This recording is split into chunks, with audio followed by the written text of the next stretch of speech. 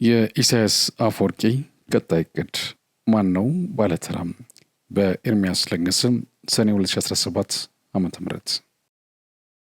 የኤርትራው ፕሬዝዳንት ኢሳያስ አፈወርቂ ኤርትራ ከኢትዮጵያ የተገነጠለችበትን ቀን አስመልክቶ ያሰማው የአደባባይ ንግግር አነጋጋሪነት አሁንም ቀጥሏል።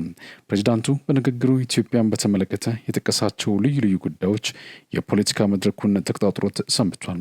የንግግሩን ማዕከላዊ መልእክት ጠለቅ ብሎ መመልከት ለፈለገ ሰው ደግሞ የአፍሪካ ሰሜን ኮሪያ የሚል ስያሜ ያገኘችውን ኤርትራ የሚመራው መሪ በኢትዮጵያ ውስጥ ለመቀስቀስ ያሰበውን የብሔር ግጭት ውለል ብሎ ያሳያል የሚሉም በርካቶች ናቸው። በእርግጥም ለተራዘሙ ዓመታት ጠላት እንጂ ዘላቂ ወዳጅ ማፍራት ያልተሳካለት ኢሳያስ አፈወርቂ ለኢትዮጵያ ማህበረሰቦች በሚያሳየው ንቀት በተከተለው መጥፎ መንገድ ምክንያት ኢትዮጵያን ከባድ ችግር ውስጥ ለመክተት ቋምጦ መነሳቱን አመላክቷል። ባጭሩ ይህ ለዘመናት የቆሰለው የኢሳያስ አፈወርቂ ስርዓት በኢትዮጵያ ላይ እንደተራበ አውሬ ምንኛ ዘሎም ሊከመርበት እንደሚሻ ገሃድ የወጣ ሆኗል። በተለይም በሌላው የኢትዮጵያ ብሔረሰቦች ላይ ጥቁር ፕሮፓጋንዳ በመስራት በኦሮሞ ሕዝብ ላይ ለማስነሳት እየተሯሯጡ መሆኑን ግላጭ ወጥቷል።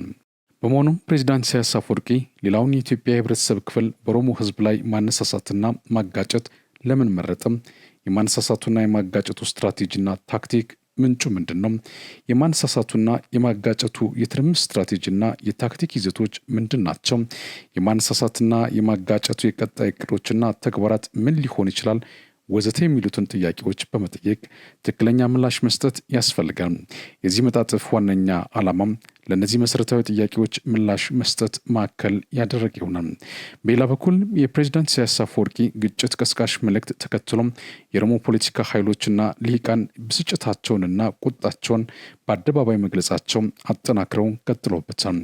ይህ መርዶ እንደተነገረው ሰው የታየ ድንጋጤ አዘል ቅጽበታዊ ምላሾች በበጎ የሚታዩ ቢሆንም መጣው ወጣው እያለ ያለውን አደጋ በዘላቂነት ለማስቀረት ምን ማድረግ ያስፈልጋል የሚለውን በተመለከተ በቂ ምላሽ ሲሰጥበት አይታይም። በመሆኑም የዚህ መጣጥፍ ሁለተኛው ዓላማ ይህንን በድንገት የተከሰተ የስሜት መለዋወጥና ቁጣ ወደ ተደራጀ ሁለንተናዊ ኃይል የሚቀየርበት ሁኔታ መፈተሽና ማመላከት ይሆናል። በመጨረሻም የዚህ መጣጥፍ አዘጋጅ እንደ ግለሰብ ኦሮሞማ ከሚባለው አባባል ጋር በተያያዘ በአንድም ሆነ በሌላ መልኩ በተደጋጋሚ ጊዜ ስሙ ይነሳል። በእርግጥ የጸሐፊውን የፖለቲካ ጉዞ በተከታታይ በሚመለከቱ ሰዎች ዘንድ ስሙ መነሳቱ ትክክልም ተገቢም ነው ብሎ ያምናል። በተቃራኒው ግን እየኖርንበት ባለነው የድህረ እውነት ዘመን ሰዎች ከህሊና ብይን ይልቅ ስሜታቸውን እንዲጠቀሙ በሚያደርግ መንገድ በሚዲያ ተቋማት አንቂዎችና ፖለቲከኞች ዘንድ የተዛቡ ትርክቶች የሚቀርበት እንደሆነም ታዝቧል። ከዚህ በተጨማሪም የራስን ድርሻና አስተዋጽኦ በማየት ኃላፊነት ከመውሰድ ይልቅ በሌሎች ላይ በማላከክ ለማሸማቀቅና አፍ ለማዘጋት በታሰበ መንገድ የሚረጭ የግብዝነት እንቅስቃሴዎች መኖራቸው ተመልክቷል። በመሆኑም ይህንን ጉዳይ በትክክለኛ ምስሉና አውዱ ለማሳየት ጸሐፊው አበረታች ምርመራ ያደረገበትን ግለሰባዊ ሂስና ድምዳሜዎች የወሰደበትን አቋሞች የሚያቀርብበት በጽሁፍ ይሆናል። ምዕራፍ 1 ኢሳያስ አፈወርቂ በየዘመኑ ያደረጋቸው ጦርነቶችና ቋሚ የሆነ የፖለቲካ ስትራቴጂ። 1 ምላሽ የሚያስፈልጋቸው መሰረታዊ ጥያቄዎች። ኢሳያስ አፈወርቂ በየዘመኑ ኢትዮጵያ ላይ ያካሄዳቸውን ጦርነቶች በጥልቀት የምንመረምረው ከሆነም መነሳት ያለበት 4 መሰረታዊ ጥያቄዎች አሉ። እነዚህን ጥያቄዎች አንድ በአንድ አንስቶ ምላሽ መስጠት በጉዳዩ ላይ የጠራ ግንዛቤ ለመያዝ እናም የተግባር እንቅስቃሴ ለማድረግ ያግዛል ተብሎ ይታሰባል። የመጀመሪያው ጥያቄ ኢሳያስ አፈወርቂ በየዘመኑ በኢትዮጵያ ላይ የከፈታቸው ጦርነቶች ማን ላይ ያነጣጠሩ ናቸው የሚለው ነው። ሰውየው ላለፉት 50 ዓመታት የከፈተው የዘመኑ ጦርነቶች ትኩረታቸው በኢትዮጵያና የኢትዮጵያ ሕዝብ ላይ ነው ወይንስ በኢትዮጵያ የሚኖሩ ብሔር ብሔረሰቦችን ለይቶ ታርጌት ባደረገና የብሔርና የሃይማኖት ቅራኔን ማዕከል ባደረገ መልኩም ነው ወይንስ የኢትዮጵያ ገዢ መደቦችና ድርጅቶች ላይ ነው ወይንስ ኢትዮጵያን እንደ ተላላኪ በመቁጠር አሰማሩብኝ ያላቸውን የውጭ ኃይሎች ላይ ነው? በሌላ አነጋገር ኢሳያስ አፈወርቂ በየዘመኑ የከፈታቸው ጦርነቶች ከኤርትራና ኢትዮጵያ ውጭ ያሉ የውጭ ኃይሎች ጋር ምን ያገናኛቸዋል የሚለውን ጥያቄ ነው። ይህም ሻዕቢያ በየጊዜው ያደረጋቸውን ጦርነቶች ኢሳያስ አፈወርቂ እንደሚለው የእጅ አዙር ጦርነቶች ነበሩ ወይንስ ሌላም የሚለውን የሚፈተሽበት ይሆናል። ሁለተኛው ጥያቄ ኢሳያስ አፈወርቂ በሳህል ተራሮች ላይ መሽጎ የትጥቅ ትግል ካደረገበት ጊዜ አንስቶ እስካሁን ድረስ ጊዜና ወቅት እየጠበቀ የሚከፍታቸው ጦርነቶች ከኤርትራ ህዝብ ጋር ምን ያገናኛቸዋል? በየጊዜው የተደረጉት ጦርነቶች የኤርትራ ህዝብ ያልሞት ባይነት ራስን የማዳን ተጋድሎ ወይም ሰርቫይቫል ነው ወይ? የኤርትራ ህዝብም በትጥቅ ትግል ሙሉ ተሳትፎ ነበረው ወይ የሚል ነው። ሶስተኛው ጥያቄ ፕሬዚዳንት ኢሳያስ አፈወርቂ ከሰሜኑ ጦርነት በኋላ በምን ምክንያት አኮረፈም? በተለይም ከፕሪቶሪያው ሰላም ስምምነት ከተፈረመ በኋላ ፕሬዚዳንቱ በልዩ ሁኔታ ለምን በኦሮሞ ልሂቃንና የኦሮሞ ህዝብ ላይ ቂም ቋጥሮ ወደ በቀል ተሸጋገረም? ፕሬዚዳንት ኢሳያስና ጠቅላይ ሚኒስትር አብይ አህመድ ምን አቃቃራቸው የሚል ይሆናል። አራተኛው ጥያቄና የመጨረሻው ደረ ኢሳያስ አፈወርቂ ኤርትራ ምን አይነት ቅርጽና ይዘት እንደሚኖራት እንዲሁም ከኢትዮጵያ ጋር የሚኖራት ግንኙነት ምን ሊሆን ይገባል የሚለው ነው። እዚህ ላይ ልብ ሊባል የሚገባው መሰረታዊ ቁም ነገር አለ። ይህ የመጨረሻው ጥያቄ ከባዶ የተነሳ አለመሆኑን ልብ ሊባል የሚገባ ነው። በአንድ በኩል በአንዳንድ ኢትዮጵያውያን ዘንድ የኢትዮጵያ ዘላቂ ጥቅም የሚጠበቀው በደከመች ኤርትራ ላይ ነው የሚል እምነት አለ። በሌላ በኩል ኤርትራ በኢኮኖሚ ተጠናክራ መውጣቷም ለኢትዮጵያ ድጋፍ ይሆናታል የሚል መከራከሪያም አለ። በመሆኑም እነዚህን ሁለት ተቃርኖአዊ አመለካከቶች በመፈተሽ የነጠረ አስተሳሰብ መያዝ ያስፈልጋል። በመሆኑም ከላይ የጠቀሱትን መሰረታዊ ጥያቄዎች እያነሱ የኢሳያስ አፈወርቂን የግማሽ ክፍለ ዘመን የጦርነት አዙሪት ዋና ምንጭና ምክንያት እንዲሁም ጦርነቱ ያነጣጠረበትን አካል በግልጽ ማወቅ ያስፈልጋል። ከዚህ በተጨማሪም ኢሳያስ አፈወርቂ የተጣባውን ራስን እንደ ልዩና አይበገሬ እንዲሁም ሁሉንም ነገር ማድረግ የሚችል የጦረኝነት አመለካከት በውስጡ እንደ ልዩ መገለጫ የገነገነበትን ምክንያት ለመረዳት እድል ይሰጣል ተብሎ ይታመናል። ስለዚህም በዚህኛው የመጣጥፍ ክፍል ኢሳያስ አፈወርቂ በየዘመኑ ያደረጋቸውን ጦርነቶች ዓላማ የትኛውን ቅራኔ ይበልጥ እንደተጠቀመ እንዲሁም ማንን ማዕከል አድርጎ እንደነበር የምንዳስበት ይሆናል። ጸረ ቅኝ አገዛዝ ጦርነት ለማንም ግልጽ እንደሆነው የኤርትራ ጉዳይ በሚነሳበት ወቅት ብዙ ጊዜ የታሪክ ጉዳይ ቁልፍና ወሳኝ ሆኖ ይነሳል። ይህም በአንድ በኩል የሚገኙ አካላት ታሪክ ጠቅሰው የሚከራከሩና ኢትዮጵያ የ3000 ዓመታት ያልተቋረጠ ታሪክ ስላላት የግዛት ይዞታዋም እንደነበረው ይዛ መቀጠል አለባት ይላሉ። በሌላ በኩል ያሉት ደግሞ እንደ ሻዕቢያ ያሉ ድርጅቶች ይህ መከራከሪያ ከሀቅ የራቅም ተረት ተረትና ድርሰት ነው በማለት ይከራከራሉ። ለምሳሌ ህወሓት የኤርትራ ህዝብ ጥያቄ ከቅኝ ግዛት ነፃ የመውጣት ጥያቄ ስለሆነ የሚፈታውም ነፃ አገር ኤርትራን በመስረት ነው በሚል ሰነድ በማዘጋጀት ከሻዕቢያ በላይ የጸረ ቅኝ አገዛዝ ትግል ፊት አውራሪ ሆኖም መዝለቁን ማንሳት ይቻላል። ሻዕቢያ በወቅቱ በነበረው የኢትዮጵያ መንግስት ተሸንፎ ተስፋ በመቆረጠ ሰዓት ጭምር ህወሓት የኤርትራ ህዝብ ጠበንጃ ቁልቁል አይደፋም በሚል ርዕስ መጽሐፍ በማዘጋጀት እስከ ማሰራጨት በመሄድ የነጻነት ትግሉ ፊት አውራሪ ሆኖ መታየት ችሎ ነበር። ይህ ብቻ አይደለም። የኤርትራ ህዝብ ለነጻነቱ ሪፈረንደም የቀረበለት መንገድ ማለትም ባርነት ወይንስ ነጻነት ምን ትመርጣለህ ብሎ መጠየቅ በራሱ የሴራው ሌላ ምልክት ነበር። ከዚህ ጋር በተያያዘ አስገራሚው ነገር ሻዕቢያ በፈረንጆቹ አቆጣጠር 1981 በአማርኛ ከጻፈው እስከ መቼ ጦርነት በሚል ርዕስ በጻፈው መጽሐፍ ላይ የተለየ አቋም ነበሩ። በዚህ መጽሐፍ በገጽ 109 ላይ ሻዕቢያ ለሪፈረንደም ያቀረባቸው 3 ምርጫዎች ነበሩ። የመጀመሪያው የሪፈረንደም አማራጭ ሙሉ ነጻነት ይላል። ሁለተኛው የሪፈረንደም አማራጭ ከኢትዮጵያ ጋር በፌዴሬሽን ይላል። ሶስተኛው የሪፈረንደም አማራጭ ደግሞ ሪጂናል አውቶኖሚ የሚል ነበር። በመሆኑም ለኤርትራ ህዝብ ሊቀርብለት የሚገባው አማራጭ የሪፈረንደም አማራጭ ሻዕቢያ ጫካ እያለም በመጽሐፍ ቁልጭ አድርጎ ያስቀመጠውን ሊሆን ይገባ ነበር። ምክንያቱም ማንም ከባርነትና ነጻነት ምን ትመርጣለህ ቢባል ነጻነትን እንደሚመርጥ የሚያጠያይቅ አይደለም። የሆነ ሆኖ ከዚህ ጋር በተያያዘ የተካሄደው ሪፈረንደም ምን ያህል በሴራ የተሞላ እንደነበር ከማመለከቱ ባሻገር የህጋዊነት ጥያቄ የሚነሳበት ሊሆን ይገባል። ወደ አትኩሮት ቦታ ስንመለስ ሻዕቢያ ኤርትራን ከጸረ ቅኝ አገዛዝ ነፃ አውጣኋት ካለ በኋላ በቀጥታ የዘመተው የአማራ ማህበረሰብና የአማራ እሴቶች ናቸው ብሎ ያመነባቸውን ነገሮች ላይ ነው። ለሻዕቢያ መዋቅር ኢትዮጵያ ማለት አማራ ማለት ኢትዮጵያ ስለሆነም የአማራን ህዝብ እሴቶች ማጥፋት እዛው ሳለ ከኢትዮጵያ ጋር መፋታት ይሆናል። በዚህ ምክንያት የሻዕቢያ መንግስት በቅድሚያ የአማርኛ ንግግርና የአማርኛ ሙዚቃ እንዳይሰማም ከለከለም። በማስከተል በትምህርት ስርዓቱና የሰራዊቱ ግንባታ ሰነዶች የአማራ ህዝብ እንደ እንስሳና ጨካኝ አራዊት እንዲሁም እንደ አረመኔ ህዝብ አድርጎ እንዲመለከት ከትውልድ ወደ ትውልድ የጥላቻ ትምህርት እንዲሰርጽ አደረገም። ከኢትዮጵያ ታሪክም አንጻር ታሪኩን የጻፉት የአማራ ገዢ መደቦችና ብቹሎቻቸው እንደሆኑ በተጻፈው ታሪክም ግፋቢል አፈ ታሪክ አልፎ ከሄደም ተረት ተረት ነው በማለት የኤርትራ ትውልድን አስተማረም። በዚህም ምክንያት የአማራ ታሪክ ጸሐፊዎች በትምክህት ተወጥረው የኤርትራን ሕዝብ ብሔራዊ የአገር ፍቅር መንፈስና ስሜት ገድለዋል በማለት ከሰሰም። የአማራ ገዢ መደብ ባዕድ ወራሪ በመሆን የኤርትራን መዋዕለ ንዋይ ያለማቋረጥ በግፍ ይበዘብዝና ይመዘበር እንደነበርም ዋነኛ የፖለቲካ ስራው አድርጎም ወሰደም። ይህ ብቻ አይደለም። ስልጣኑን በጠመንጃ አፈሙዝ ከተቆጣጠረው በኋላ የአማራ ጠልነት እንቅስቃሴውን ተቋማዊ በሆነ መንገድ አጠናክረው ቀጠሉበት።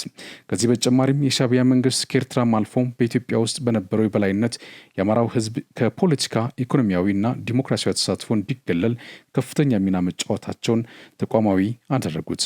በተለይ የአማራ ልሂቃን ከወደብና ባህር በር ጋር ተያይዞም ከሌላው ማህበረሰብ በተለየ ተቃውሞ ያስነሳሉ በማለት የዜግነት መብታቸው እንዲገፈፍና የጦረኝነት ካባ ሲያለብሷቸው ከረመም። የአማራ ህዝብ የትግል ምልክት ተደርገው የሚወሰዱት ፕሮፌሰር አስራት ወልደየስ ለዚህ አገላለጽ ሁነኛ ምሳሌ ተደርገው የሚወሰዱ ናቸው። በግንቦት 1983 ዓ.ም በተካሄደው ኮንፈረንስ የታደሙት ፕሮፌሰር አስራት ወልደየስ እኔ በጉባኤ የተሳተፍኩ ያለሁት ኤርትራን ማስገንጠል አይደለም፣ የመገንጠል ውሳኔ አካል አይደለሁም። አሰብ ደግሞ በታሪክም በህግም የኢትዮጵያ የባህር በር ስለሆነች ወደ ኢትዮጵያ መካለል አለበት በማለት ጠንካራ አቋማቸውን በታሪክ መዝገብ ላይ እንዲሰፍር አድርጓል። በዚህ የተናደደው የኤርትራው መሪ ኢሳያስ አፈወርቂ እሳት ለብሶ እሳት ጎርሶም ፕሮፌሰር ታሪክና ህግ የሚሉት ዝባዝንኬ ለትምህርት ቤት ክፍል ይተውት፣ ይህ ፖለቲካዊ ጉዳይ በጦር ሜዳ ተፈቷል በማለት ተሳልቆባቸዋል። በአጠቃላይ መልኩ ሲታይ ሻዕቢያ ሳህል ተራሮችን መሽጎ ያደረገው የትጥቅ ትግል በስያሜ ደረጃ የጸረ ቅኝ አገዛዝ የሚል ቢሰጠውም ተጠቃሎ ሲታይ በዋናነት ጸረ አማራ እንቅስቃሴ ነበር። በማስከተል ደግሞ ጸረ ትግራይ ነበር። በመጨረሻም ጸረ ኢትዮጵያ ማህበረሰብና የኢትዮጵያዊነት ትርክት ላይ ነበር። ኢሳያስ አፈወርቂ ሻዕቢያን ተቀላቅሎ የደርግን መንግስት በሚዋጋበት ጊዜ የደርግን መንግስት የአማራ ህዝብ መንግስት ነው በማለት ሌሎች የኢትዮጵያ ህዝቦችም ሆኑ ኤርትራውያን የአማራ ህዝብ እንደ ጠላት ህዝብ እንዲያዩ ሲቀሰቅስና ሲሰራ እንደነበር የተለያዩ የዓይን እማኞች ጭምር ገልጿል። ለምሳሌ ጀነራል ዮሐንስ ገብረ መስቀል ባሳተሙት አዙሪት መጽሐፍ ላይ ኢሳያስና ግብረ አበሮቹ የአማራ ህዝብ በተለየ ሁኔታ የሚጠላም የሚሳደብና የሚንቅ ነበር በማለት ይገልጻሉ። ለአብነት ያህል በዚህ መጽሐፍ ገጽ 279 ላይ በሬ ካራጂ በሚለው ንዑስ ርዕስ ላይ በሳህል ተራሮች በነበርኩበት ጊዜ ሻዕቢያ ለሰራዊታቸው የሚሰጡት ዋነኛ አስተምህሮ የአማራ ህዝብ ቁጥር 1 ጠላታችን ነው የሚል ነበር በማለት የዓይን ምስክርነታቸውን ሰጥቷል። ከዚህ በተጨማሪም የሻዕቢያ እንቅስቃሴ ጸረ ትግራይ እንደነበር በርካታ መረጃዎች ይቀርባሉ። ለምሳሌ የትግራይ ህዝብ በ1977 ባጋጠመው ወደ ጠኔ የተሸጋገረ ረሃብ ምክንያት የማለቅ አደጋ ከፊቱ ሲጋረጥበት ሻዕቢያ የወሰደውን እኩይ ተግባር ማስታወስ በቂ ይሆናል። በወቅቱ ከህወሓት ጋር ጦርነት የገጠመው የደርግ መንግስት የእርዳታ እህል እንዲገባ በፈቀደበት ሁኔታ ሻዕቢያ ኮሪደር በመዝጋት የትግራይ ህዝብ መውጫና መግቢያ ቀዳዳ እንዲያጣ አድርጓል። በዚህ አስጨናቂ ረሃብ የትግራይ ተወላጆች ህይወታቸውን ለማዳን ወደ ሱዳን ሲሰደዱ ሻዕቢያ የባርካ መሬት ረግጠው አያልፍም በሚል መንገድ ዘግቶም የንጹሃን ህይወት እንዲቀጠፍ አድርጓል። እንደ እውነቱ ከሆነ ይህ ታሪክ ይቅር የማይለው በሰብአዊ ፍጡር ላይ የተፈጸመ ወንጀል ሆኖ የተመዘገበ ሆኗል። ይህ ብቻ አይደለም። ማን ይናገር የነበረ እንደሚባለው በሳህል ተራሮች አብሮ ሲንከራተት የነበረው ጀነራል ዮሐንስ ገብረ መስቀል እንደገለጠልን ከሆነም በየጊዜው ለስልጠና እየተባለ ወደ ኤርትራ ምድር ተልኮ ጥይት ማብረጃ የሆነው በረሃብ የሞተው ስነ ልቦናቸው ተጎድቶ የሞተው የትግራይ ወጣቶች እስከ 40 ሺህ ይደርሳሉ። በአጠቃላይ መልኩ ሲታይ ሻዕቢያ በአንድ በኩል የትግራይ ህዝብ የማለቅ ተፈጥሯዊ አደጋ ሲያጋጥመው የእልቂት ተባባሪ በመሆን በሌላ በኩል የትግራይ ወጣቶችን ለተልእኮ ማስፈጸሚያ የጥይት ማብረጃ አድርጎ ሲጠቀምባቸው መክረሙ ድርጅቱ ምን ያህል የትግራይ ህዝብ ላይ ጥላቻ እንደነበረውና ታርጌት እንዳደረገ የሚያመላክት ነበር። የዘመቻ አርዱፍ ጦርነት በኢትዮጵያና በኤርትራ መካከል በግንቦት 1990 ከተቀጣጠለው ጦርነት ጥቂት ዓመታት በፊት በኢሳያስ አፈወርቂና በጠቅላይ ሚኒስትር መለስ ዜናዊ የጋራ ጥምረት ፈጥረው ጦርነት የከፈቱት አርዱፍ በሚባል ድርጅት ስም በአፋር ህዝብ ላይ ነበር። ለአብነት ያህል ሁለቱ የኤርትራና የኢትዮጵያ ቁንጮ መሪዎች አርዱፍን ወይም የአፋር አብዮታዊ ዲሞክራሲያዊ አንድነት ግንባር አስታከው የአፋር ህዝብን ለመውጋት የተስማሙበት ሚስጥራዊ ደብዳቤ በወቅቱ በነበረ የፕሬስ ውጤቶች ይፋ መሆኑ የሚታወስ ነው። በተለይም በአቶ መለስ ዜናዊና ኢሳያስ አፈወርቂ መካከል የተካሄደውን በትግርኛ የተጻፈ ጥብቅ ሚስጥራዊ ደብዳቤ ልውውጥ ተተርጉሞ በወቅቱ በነበሩት እንደ ኢትዮጲስ ያሉ የፕሬስ ውጤቶች ይፋ መደረጉም አነጋጋሪ ሆኖ ቆይቷል። ታሪኩን በአጭር ስንመለከት የኢትዮ ኤርትራ ጦርነት ሊፈነዳ ወራቶች ሲቀሩት አቶ መለስ ዜናዊ ለኢሳያስ አፈወርቂ በጻፈለት ሚስጥራዊ ደብዳቤ ላይ ብጻይ ኢሳያስ ሆይ የኢትዮጵያ ፓርላማ በቅርብ ጊዜ ተሰብስቦ የገንዘብ ለውጥ ሊያደርግ ስለሆነ ማድረግ ያለበት ጥንቃቄ ካለ ብዬ አስቀድሜ ላሳውቀ ነው በማለት የአገር ሚስጥር አሳልፎ ይሰጣል። ኢሳያስ አፈወርቂ በበኩሉም ብጻይ መለስ አስቀድመ ስላሳውቀኝ አመሰግናለሁ። ለጊዜው እኔ የሚያሳስበኝ የገንዘቡ ለውጥ ሳይሆን በአፋር አካባቢ ያለው አደገኛ ሁኔታ ነው። በእኛ አካባቢ ያለውን አጽድተናል። የሚቀረው በእናንተ በኩል ያለው ስለሆነ በፍጥነት የመጠራረጉን ስራ ስሩም በማለት ያጸፋ ምላሽ ይሰጣል። ጠቅላይ ሚኒስትር መለስ ዜናዊ በሰጠው ያጸፋ ምላሽ የአፋር ኃይሎችን ተጠራርገው እንዲደመሰሱ ትዕዛዝ መስጠቱን ይልቁንስ የብር ለውጡን ብታስብበት ይሻላል በማለት በድጋሚ አስጠንቅቆታል። ሚስጥራዊ ደብዳቤ ልውውጡም በዚህ ይቋጫል። ይህን ተከትሎም በአጭር ጊዜ ውስጥ የአፋር ህዝብ ላይ በተከፈተ የተቀናጀ ዘመቻ የጅምላ ግድያ ተፈጸመበት።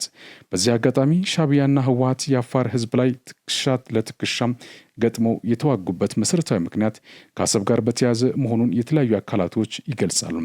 አርዶፍ እንደ ድርጅት የአሰብ ራስ ገዝነትና የኤርትራ አካል ሊሆን አይገባም፣ አፋር ኢትዮጵያዊ ነው፣ አሰብም የአፋር ነው የሚል ፍትሐዊና ህጋዊ ጥያቄ አነስቶ መዋደቁን ጨምረው ያነሳሉ። ከአርዶፍ በተጨማሪ የቀይ ባህር አፋር ዲሞክራሲያዊ ድርጅት የአሰብ ወደብ የዳህላክ ደሴቶችን ጨምሮ በኤርትራ መያዛቸውን በመቃወም እነዚህ ግዛቶች በሙሉ የቀይ ባህር አፋሮች ንብረት መሆናቸውን እናም ለማስመለስ ዛሬም ጭምር በትጥቅ ትግል እየተፋለመ ያለበት ሁኔታ መኖሩ የሚያመላክተው ትግሉ አለመጠናቀቁን ነው። በዚህ ምክንያት ነበር የኢትዮ ኤርትራ ጦርነት ሲፈነዳ የኤርትራ መንግስትን ወረራ ለመቀልበስ እና የሻዕቢያን አገዛዝ ከስልጣን ለማስወገድ እንደ ህዝብ ከፍተኛ መስዋዕትነት የከፈለው የአፋር ህዝብ የሆነው። ይህም የአፋር ህዝብ በቁጭት ውስጥ ሆኖ የሻዕቢያን መንግስት የተፋለመበት አንዱ ምክንያት የአሰብን ዕድል ዘላቂ መፍትሄ ለማስገኘትም ጭምር ነበር። ማን ያርዳ የነበረ እንደሚባለው የኢትዮጵያ መከላከያ የደህንነት ኃላፊ የነበረው ኮሎኔል ተወልደ ገብረትንሳኤ ባድመ እንደ ምክንያት የኢትዮ ኤርትራ ጦርነት እውነተኛ ታሪክ በሚለው መጽሐፉ በገጽ 312 ላይ የኤርትራ መንግስት ሰኔ 4 ቀን 1990 ዓ.ም በቡሬ ግንባር በከፈተው ድንገተኛ ማጥቃት ጀግናው አፋር ህዝብ ከሰራዊታችን ጎን በመሰለፍ ወራሪውን በጀግንነት ገጥሟል ይላል።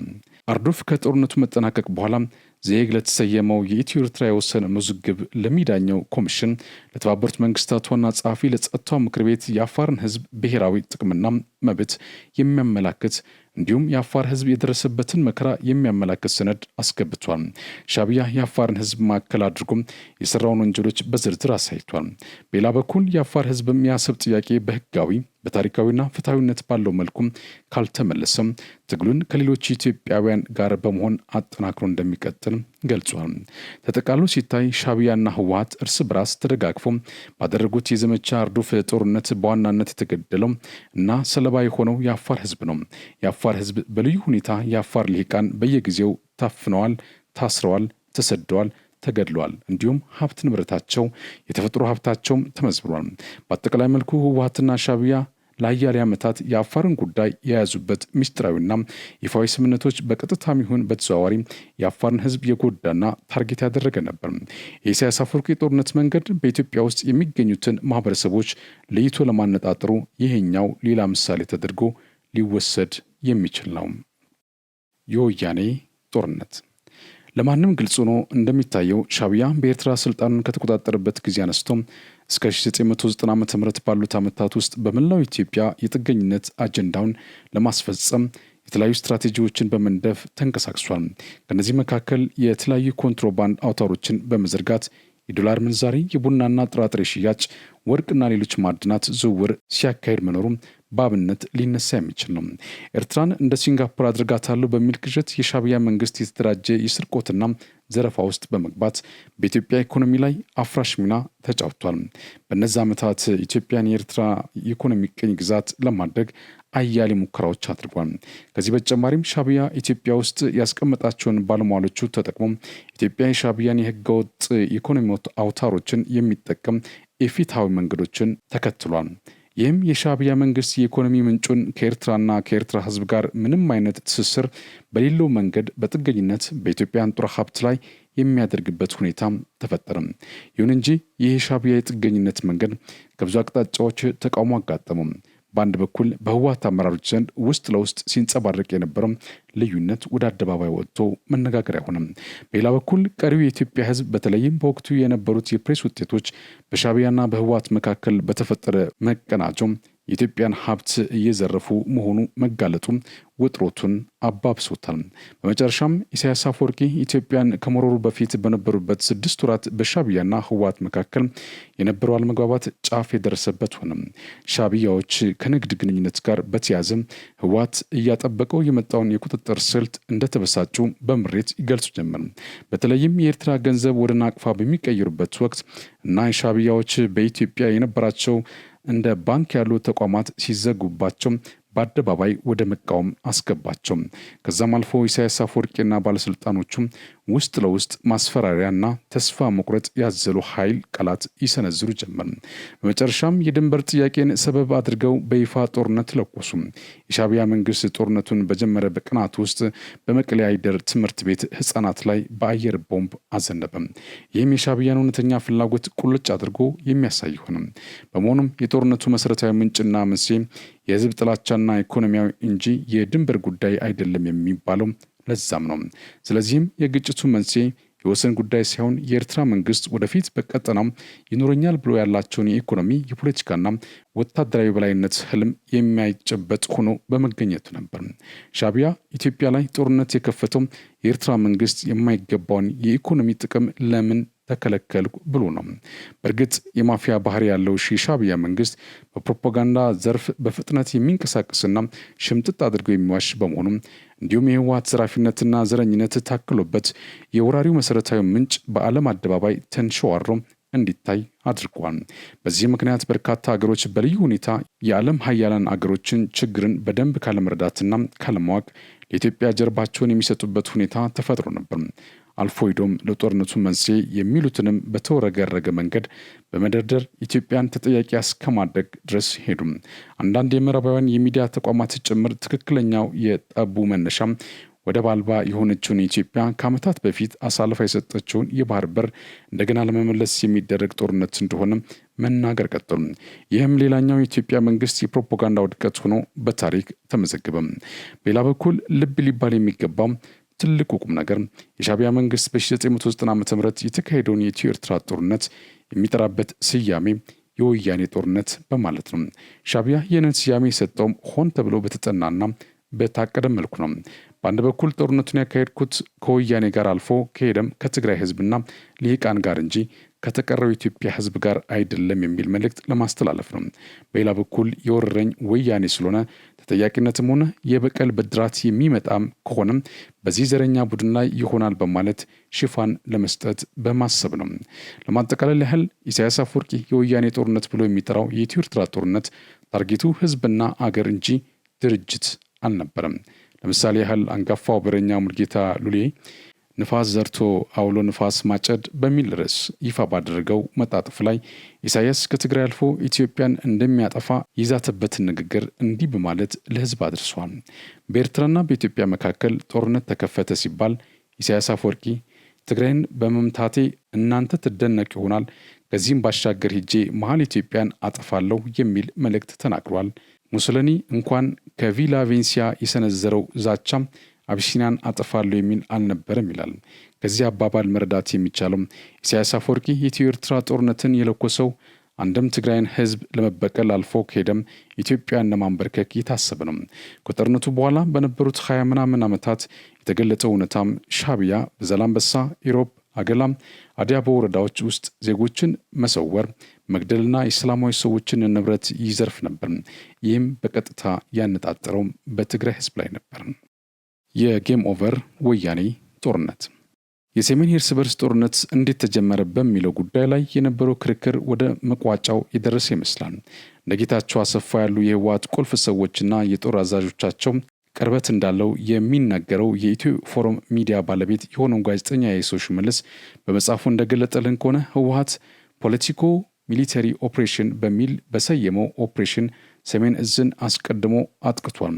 ይህም በፌዴራል መንግስት ዙሪያ የተሰባሰቡ አካላት የሚከራከሩበት ጦርነቱን በቅድሚያ የተለኮሰው ህወሓት በሰሜን እዝ ላይ መብረቃዊ ጥቃት በመፈጸም ነው የሚለው ትክክለኛነት የሚያጸና ሆኗል። የኢየሱስ ሽመልስ በመጽሐፉ ገጽ 160 ላይ የሰሜን እዝን ለማጥቃት ያወጣው እቅድ ዓላማ እንደሚከተለው አስፍሯል። የፖለቲኮ ሚሊተሪ ኦፕሬሽን አንዱ ዓላማ የሰሜን እዝ የታጠቀውን ትጥቅ መቀማት የሚል ነበር። ይህም መንግስት ሰሜን እዝን ካጣ ተገዶ ወደ ውይይትና ድርድር ይገባል የሚል ግምት ያለው በከፊል ፖለቲካዊ ግብ፣ በከፊል ደግሞ ወታደራዊ ዓላማ ያለው ኦፕሬሽን ነበር። ህወሓትን ይህን እቅድ ለመተግበር እንቅስቃሴ ሲያደርግ መጀመሪያ ያደረገው የሰሜን እዝ ወታደራዊ አመራሮችን ወደ አንድ ሆቴል ገብተው እንዲቀመጥ ተደረገ። እቅዱን ደግፈው ከትግራይ ሰራዊት ጎን የተሰለፉና በኋላ ግን ያፈገፈጉ አመራሮችም የዚህ ኦፕሬሽን አካል ነበሩ። ከዚያም በተለያዩ ወታደራዊ ካምፖች ማጥቃት ተጀመረ ይለናል። በማስከተልም የአሜሪካ መንግስት የኤርትራ መንግስትን ባመሰገነበት መግለጫው ላይ ህወሓት ወደ አስመራ ሚሳኤል በመተኮስ ጦርነቱን ከአንድ ሀገር የተሻገረ እንዲሆን ሙከራ አድርጓል በማለት ህወሓትን ወቅሶታል። ይህም በአንድ በኩል ከ60 እስከ 80 በመቶ ይሆናል የተባለውን ወታደራዊ አቅም የያዘውን ሰሜን እዝን በመብረቃዊ ጥቃት መምታቱ ያጣው ፌዴራል መንግስትን የኤርትራን ድጋፍ ማግኘት ወሳኝ የሆነበት ሁኔታ ፈጥሯል። በሌላ በኩል ህወሓት አስቀድሞ ሚሳኤል ወደ ኤርትራ በመተኮሱም ምክንያት የሻዕቢያ ወታደሮች ወደ ትግራይ ለመግባት እልል በቅምጤ እንደሆነላቸው ይገለጻል።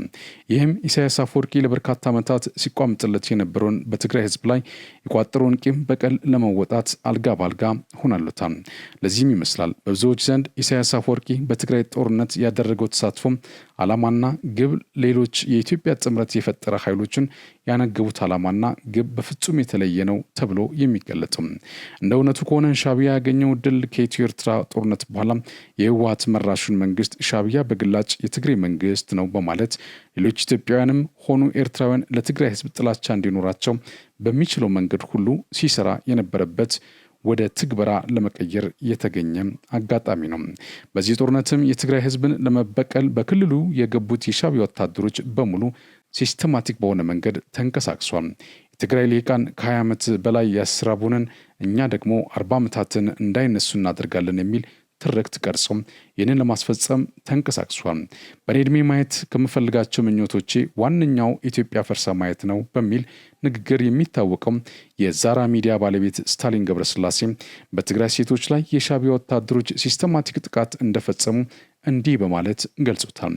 የኤርትራ ሰራዊት ትግራይ ውስጥ ገብቶ በአጋጣሚ ሳይሆን ባይ ዲዛይን በክፍለ ጦር ደረጃ የኤችአይቪ ኤድስ ሁማን የሆኑት ሰራዊታቸውን በማሰማራት ምን እንዳደረገ የትግራይ ህዝብ ያውቋል። ሻዕቢያ አራዊት ሰራዊት በዓለም ታይቶ የማይታወቅ ግፍ በትግራይ ሴቶች ላይ ፈጽሟል። እድሜ ልክን የማረሳውና ከህሊና የማይጠፋውና ተቀርጾ የቀረው ምስል የሻዕቢያ ወታደሮች የ71 ዓመት ተጋሩ እናት ላይ የፈጸሙት ዘግናኝ ተግባር ነው በማለት ፊቱን ክስክስ አድርጎ የተናገረው በአብነት ሊቀርብ የሚችል ብቻ ሳይሆን ለታሪክ የሚቀመጥ ነው። ከስታሊን ገብረስላሴ በተጨማሪ በካሊፎርኒያ በሚገኝ ሆራይዘን ነፃ ሚዲያ በተባለ የማህበራዊ ሚዲያ ላይ ቀርባ የህይወት ምስክርነቷን የሰጠች መሰረት ሀዱሽ የተባለች የትግራይ የጤና ባለሙያ ብዙ አሰቃቂ ታሪኮችን ነግራናለች። ይህቺ በትግራይ ሴቶች ጥቃት ላይ የሚሰራ ህይወት የተባለ መንግስታዊ ያልሆነ ድርጅት የምታስተዳድር የትግራይ ተወላጅ እንዲህ በማለት የህይወት ምስክርነቷን ሰጥታለች። አንዲት የ72 ዓመት እናት በ7 የሻዕቢያ ወታደሮች በአንድ ጊዜ ተደፍራለች። እኛ እናት እኔ ትልቅ ስለሆንኩ አይደፍሩኝም ብለው ቤታቸው የተቀመጡ ነበር። ነገር ግን እነዚህ 7 የሻዕቢያ ወታደሮች በእኛ እናት ላይ በአንድ ላይ በጋራ እናት እየተፈራረቁ ደፍሯቸዋል። ከዚህ በተጨማሪም ከፈረንሳይ ሪሞንድ የመጣ ጋዜጠኛ የሰራው ሪፖርት አለ። ዘገባው የተሰራው በሽሬ ከተማ ውስጥ ነው። አሁንም 7 የሻዕቢያ ወታደሮች አንድ ቤት ሲገቡ 4 ሴቶችን ያገኛሉ። አያት፣ ልጅና የልጅ ልጅ ናቸው። የልጅ ልጇ 9 ዓመት፣ ልጇ የ32 ዓመት ናቸው።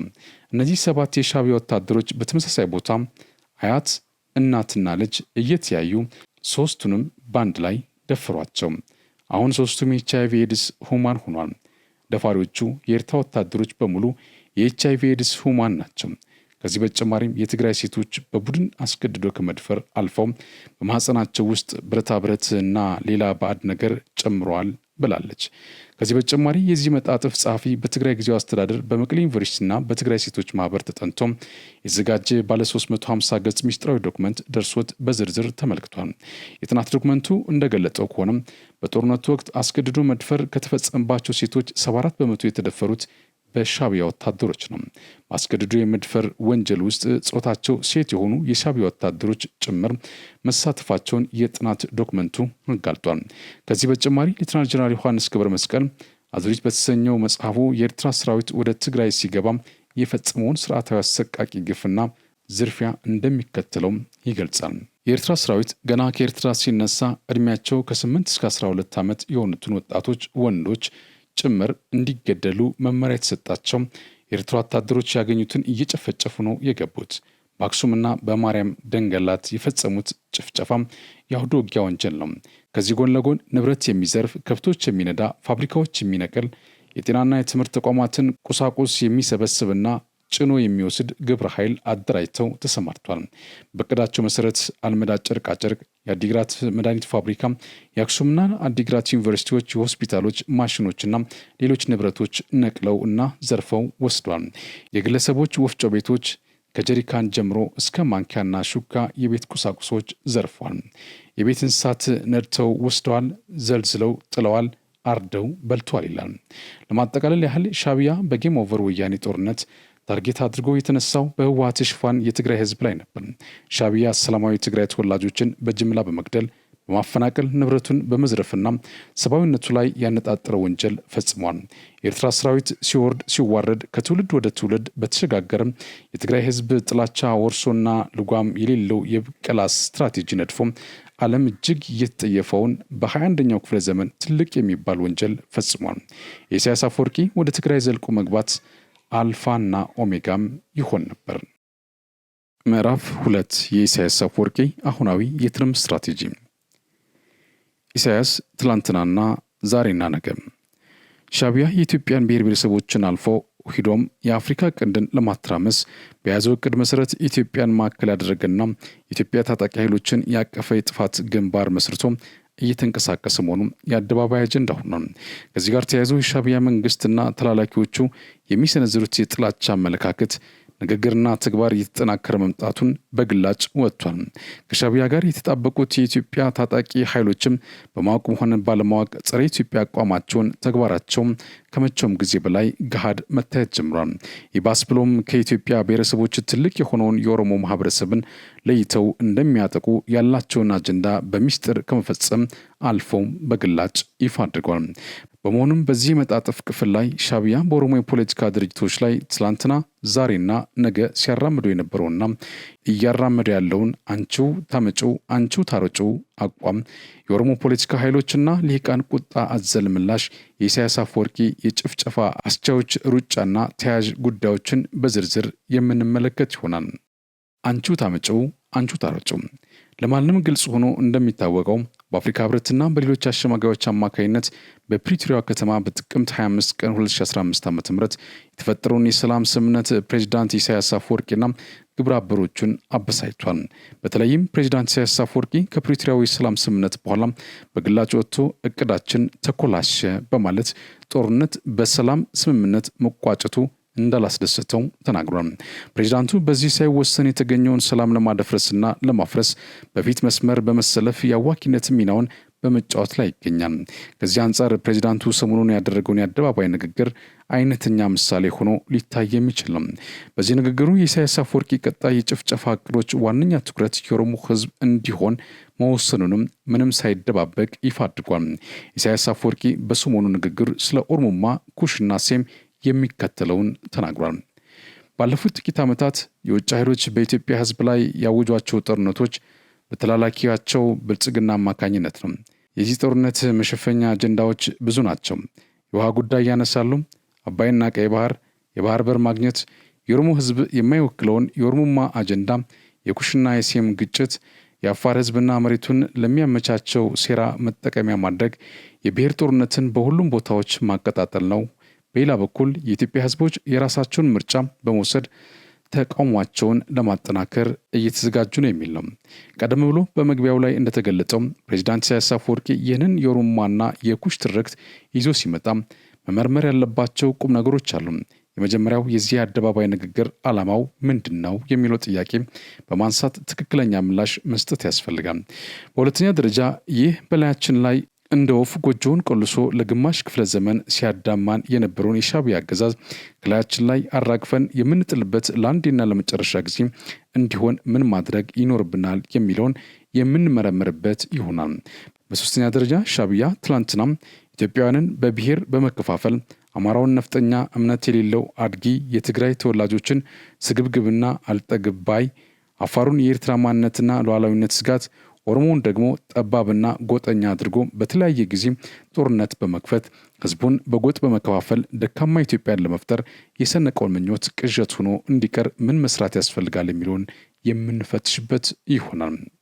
በተለይም ኢሳያስ አፈወርቂ አሁን ማዕከል ያደረገውን የኦሮሞ ህዝብ በምን መንገድ ሊያጠቃ እንደሚችል ሊሆን ይችላል ትንበያ መስራት አስፈላጊ ይሆናል።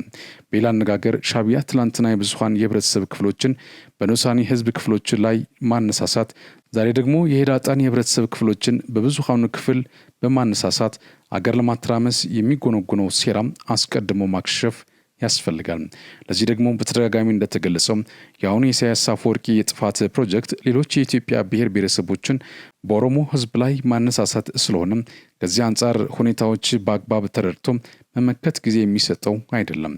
ስለሆነም ይህን ታሪካዊ ዳራ ያለው የጥፋት ስትራቴጂ ግን ደግሞ በተቃርኖ የተሞላ አካሄድ ወደኋላ ተኪዶ በዝርዝር መፈተሽ አለበት። ይህም በንዑስ ርዕሳችን የጠቀስነውን የአንቹ ታመጨው አንቹ ታሮጨው አገላለጽ ቁልጭ አድርጎ የሚያሳይ ይሆናል። ከዛሬ 21 ዓመታት በፊት በ1996 ዓ.ም የኦሮሞ ነጻነት ግንባር በኤርትራ ያካሄደው አራተኛ ድርጅታዊ ጉባኤ ቀደም ብሎ ለተጠቀሰው አገላለጽ በምሳሌነት የሚነሳ ነው። ኤርትራዊ ጋዜጠኛ ሰናይ ገብረ ሚካኤል በአዲስ ኮምፓስ ሚዲያ ላይ ቀርቦ ይፋ ባደረገው መረጃ መሰረት ሻዕቢያ አንድን የኢትዮጵያ ብሔረሰብ ከሌላው ብሔረሰብ ለማጋጨት የቆየ ፕሮጀክት ነው። በተለይ ጋዜጠኛው በአካል የተሳተፉበት በ1996 ዓ.ም ኦነግ በኤርትራ ባካሄደው ድርጅታዊ ጉባኤ ላይ የሻዕቢያ መንግስት በጉባኤው ተገኝቶ ኦነግ በቀጣይ ምን አቅጣጫ መከተል እንዳለበት ትዕዛዝ መስጠቱን ያስታውሰናል። የሻዕቢያ ቁልፍ ሰው የሆነው የማነ ገብረአብ በጉባኤው ላይ ተገኝቶ የተናገረውና የዚህ መጣጥፍ ጸሐፊ የጉባኤው ተሳታፊ የነበሩ ቁልፍ አመራሮችን በመጠየቅ ያረጋገጠው እንዲህ የሚል ነው። የኦሮሞ ህዝብ በኢትዮጵያ ውስጥ አብዛሃ ቢሆንም በወያኔና ትግራይ ልሂቃን የጥቃት ሰለባ ሆኗል። የትግራይ ልሂቅ ገኖ እንዲወጣ እየተደረገ ያለው ብዙሃን በሆነው የኦሮሞ ህዝብ ኪሳራ ላይ ነው። ከኦሮሞ ህዝብ የወጣቶች ልሂቃን ሁልጊዜም በልቦናችሁ መያዝ ያለባቸው የትግራይ ተወላጆች እናንተን ከመናቅም አልፈው ይጠሏችኋል። እናንተ ከሁሉም የበለጠና በቁጥር አብዛሃ ሆናችሁ ስታበቁም ዋነኛ የብዝበዛና የጭቆና ኢላማ በመሆናችሁ ማሰብ ያለባችሁ በተለየ መንገድ ሊሆን ይገባል። እናም የእናንተን የቅድሚያ ተልዕኮ ኢትዮጵያን ዲሞክራታይዝ ማድረግ ሳይሆን ስልጣኑን ሙሉ በሙሉ በመቆጣጠር የበላይነት በማሳየት ህዳጣውን ቡድን ጥራርጋችሁ ማስወጣት ሊሆን ይገባል። ኦሮሞ የሚኖረው በኢትዮጵያ ብቻ ስላልሆነም ትኩረታችሁ ኢትዮጵያ ብቻ ሳትሆን የአፍሪካን ቀንድ መቆጣጠር ሊሆን ይገባል የሚል ቀጭን ትዕዛዝ አስተላልፏል። ወደ ለውጡ ስንመጣ ከዛሬ 7 ዓመት በፊት በመጣው ለውጥ የሻዕቢያ መንግስት ሊቀየር የተሯሯጠው እጋልባለሁ ያለውን ኦነግ የሚባል ፈረስ እንጂ እፈጽመዋለሁ ያለውን ይዘት አይደለም። በሌላ አነጋገር ሻዕቢያ መቀየር የፈለገውና ቀን ከሌት የተጋው የትሮይ ፈረስነትን ከኦሮሞ ነጻነት ግንባር ወደ ኦሮሞ ህዝብ ዲሞክራሲያዊ ድርጅት ወይም ኦህዴድ ነበር። በዛን ወቅት መከዳቱ ዘግይቶ የገባው የአቶ ዳውድ ኢብሳ ኦነግ አዲስ አበባ ከገባ በኋላ ራሱን ከሻዕቢያ አንፈራቆ የቆመበት መሰረታዊ ምክንያት ይህ ነበር። በዘመናዊ ህወሓት የሚመራውን ጦር አስኮብልሎም ኤርትራ የገባው ኮሎኔል ገመቹ አያና በቅርብ ጊዜ በሰጠው ቃለ መጠይቅ ላይ ሻዕቢያ መደምሰስ ነበረበት በማለት በቁጭት የተናገረው ከባዶ ተነስቶ ሳይሆን የበቀል ብድራት ነበር። እናም የኦሮሞን ጥያቄ የቅኝ ግዛት ጥያቄ አድርጎ በመውሰድ ለግማሽ ክፍለ ዘመን የታገለው የዳውድ ኢብሳ ድርጅት ከስትራቴጂክ አጋር ከሆነው ሻዕቢያ ጋር በይፋ ፍች መፈጸሙ ሻዕቢያ ፊቱን ወደ ሌላ በማዞሩ ምክንያት ነው። ኢሳያስ አፈወርቂ ታንኩንም ባንኩንም እንያዝ ወዳረጋገጠው የለውጡ መንግስት የተከረበተው በዚህ ምክንያት ነበር። የፕሪቶሪያው ስምምነት ምስጋና ይግባውና የለውጥ መንግስት የሰላም አማራጭን መውሰዱን ሻዕቢያን አበሳጭቶ ያስተላለፍ ለውጥ እንዲያደርግ ተገደደ። እናም ዛሬ ከ21 ዓመታት በኋላ በሚያስደንቅ ሁኔታ የሻዕቢያ ሰዎች የአንቺው ታመጪው አንቺው ታሮጪው አዲስ ትርክት ይዘው ብቅ አሉ። የመጡት ደግሞ አልባሳታቸውን ሳይቀይሩ ዘፈናቸውን ዜማቸውንና ዳንሳቸውን ግን በ180 ዲግሪ እንዲገለባበት አስገድዷቸዋል። ዓላማው ደግሞ ኢሳያስ አፈወርቂ ኦሮሞማ ብሎ የጠራውን አዲሱን እራፊ መጠቀም ለኦነግ አስቀድሞ የሰፋለትን አረጉን ጥብቆ ሽምጥጥ አድርጎ በመካድ በኦሮሞ ማህበረሰብ ላይ በተደራጀ መንገድ በተቃራኒው መዝመት ሆነ። በአጠቃላይ መልኩ ሲታይ ኢሳያስ አፈወርቂ በኦሮሞ ልሂቃን ላይ የቋጠረው ቂም ከፕሪቶሪያው የሰላም ስምምነት በኋላ ተጨናገፈብኝ ያላቸው 3 ጉዳዮች ናቸው። የመጀመሪያው የፕሪቶሪያው ሰላም ስምምነት በትግራይ ህዝብ ላይ የጀመርኩትን የጭፍጨፋ ዕቅድ አጨናግፎብኛል ብሎ ያስባል። ሁለተኛው የኦሮሞ ድርጅቶችና ልሂቃን ተጠቅሞ በትግራይ ልሂቃን የተጨናገፈበትን ኤርትራ የብቻችን ኢትዮጵያ የጋራችን ወደ ቦታው እመልሰዋለሁ ብሎ ያቀደው አደጋ ላይ ወድቆብኛል ብሎ ያስባል።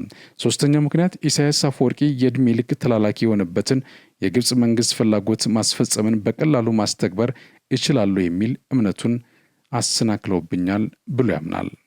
የኦሮሞ ፖለቲካ ኃይሎችና ልሂቃን ቁጣ ዘልምላሽ።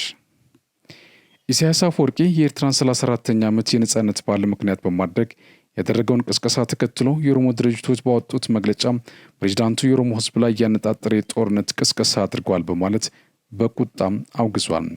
ለአብነት ያህል የኦሮሞ ነጻነት ግንባር ባወጣው መግለጫ የኤርትራው ፕሬዝዳንት ኢሳያስ አፈወርቂ ባደረገው ንግግር ኦሮሞማ የሚለውን ቃል መጠቀሙን በመቃወም ኦሮሞነት ለአፍሪካ ቀንድ ስጋት እንደሆነ አስመስሎ ማቅረብ ኢሳያስ ለሰፊ የኦሮሞ ህዝብ ያለው አመለካከት በታሪክ የሚያስጠይቅ ነው ብሎታል። ፓርቲው አክሎም ፕሬዝዳንት ኢሳያስ አፈወርቂ ከጠቅላይ ሚኒስትር አብይ አህመድ ባጣው የፖለቲካ ፍላጎት የኦሮሞ ህዝብ ላይ በጥላቻ ዘምቷል በማለት ከሶታል። የኦነግ አመራር አባ ጫላ ለታ ኢሳያስ አፈወርቂ ኦሮሞማን እንደ ፖለቲካዊ አመለካከት ማቅረባቸው የኦሮሞ ጥላቻ ካላቸው ፖለቲካ ቡድኖች ጋር መሰለፋቸው አመላካች መሆኑን አስረድተዋል። ኢሳያስ የኢትዮጵያን ህብረ ብሔራዊ ፌዴራሊዝምን የጎሳ ፌዴራሊዝም ነው በማለት ለማጣጣል ይሞክራሉ ያሉት የኦነግ አመራሩ ይህ የሚመነጨው ደግሞ ኤርትራ ውስጥ ያሉ የማንነትና ራስን በራስ የማስተዳደር ጥያቄ እንዳይነሳ ከመፈለግ ነው ብሏል። ኤርትራ መንግስት ከኢትዮጵያ መንግስት ጋር ካለው ቅራኔ በመነሳት ኢትዮጵያ ተቃዋሚዎችን ከመርዳት ውጭ የኢትዮጵያ ብሔሮችና ብሔረሰቦችን ራስን በራስ የማስተዳደርና የራስን ዕድል በራስ የመወሰን እንደማይፈልግና ማፍረስ እንደሚፈልግ የሚያሳይ ነው በማለት መግለጫውን አጠናቋል። የኦሮሞ ፌዴራሊስት ኮንግረስ በበኩሉም በተቀዳሚ ምክትል ሊቀመንበሩ አማካኝነት የድርጅቱ አቋም አሳውቋል። በዚህ መግለጫቸውም ላይ ፕሬዚዳንት ኢሳያስ አፈወርቂ ወደ ስልጣን ከመጣ ጀምሮ በኦሮሞ ላይ ብቻ ሳይሆን በአጠቃላይ በኢትዮጵያ ላይ የኢኮኖሚ የበላይነት በህገ ወጥ መልኩ ለማምጣት ሲሯሯጥ ነበር ብሏል። ኢሳያስ አፈወርቂ በንብረታችን በህይወታችንና በመብታችን ላይ እንዲረማመድብን ያደረገው ህወሓት ሲሆን ሁለቱም ድርጅቶች በኦሮሞ ህዝብ ላይ የቆየ ጥላቻ አላቸው በማለት ተናግሯል።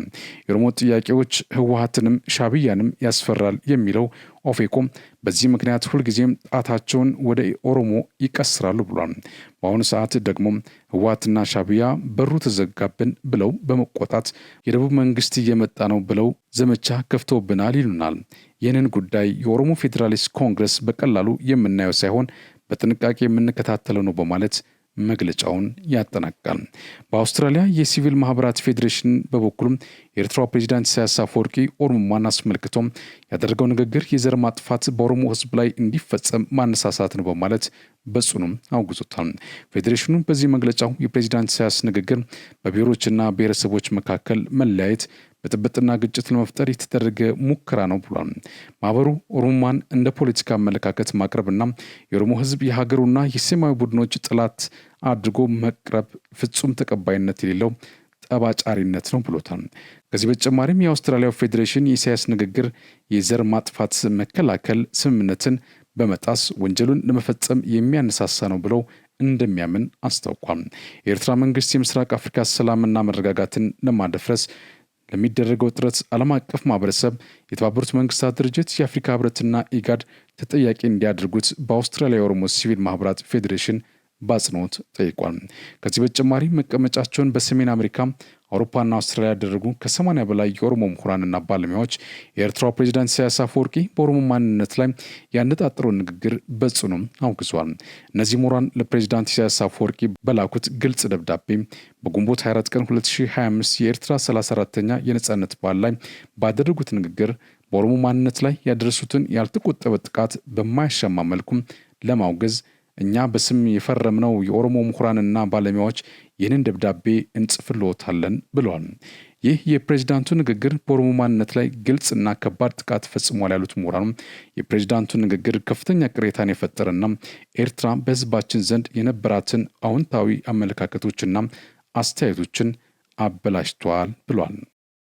የኢሳያስ አፈወርቂ የጭፍጨፋ አስቻዎች ሩጫ የኢሳያስ አፈወርቂን የብሔር ግጭት ቅስቀሳ መልእክት ተከትሎም የኦሮሞ ኃይሎች ያቀጣጠሉት ቁጣ ያስደነገጣቸው የኢሳያስ ጭፍጨፋ አስቻዎች ተሯርጠው ወደ ሚዲያ ምህዳሩ የመጡበትን ሁኔታ በአጭር ጊዜ ማየት ተችሏል።